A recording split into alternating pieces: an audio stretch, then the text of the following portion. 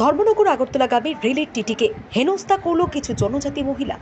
জানা গেছে, পেচারথল এলাকার কলা চাষিরা প্রতিদিন ধর্মনগর আগরতলাগামী দিনের প্রথম রেলে কলা ভর্তি করে নিয়ে যায়। কোচগুলিতে কলা ভর্তি থাকার কারণে সাধারণ যাত্রীরা রেলে যেমন ওঠানামা করতে পারে না, তেমনি কলাগুলি যাত্রী সিটের মধ্যে রেখে দেওয়ার কারণে যাত্রীরা নির্দিষ্ট টিকিট কেটেও সিটে বসতে পারছে না। শুক্রবার সকালে ধর্মনগর আগরতলাগামী রেলে একই ঘটনা ঘটলে টিটি এসে কলার ছড়ি সরিয়ে নেওয়ার জন্য বললে কলার মালিক জনজাতি মহিলারা টিটির ওপর ক্ষিপ্ত হয়ে ওঠে। মনু রেল স্টেশনে রেল থামতেই মহিলারা টিটিকে রেল থেকে নামিয়ে মারধর সহ জামা কাপড় ছিঁড়ে নেয়। কর্তব্যরত টিটির ওপর এই ধরনের ঘটনায় সাধারণ যাত্রীদের মধ্যেও তীব্র ক্ষোভ দেখা দিয়েছে।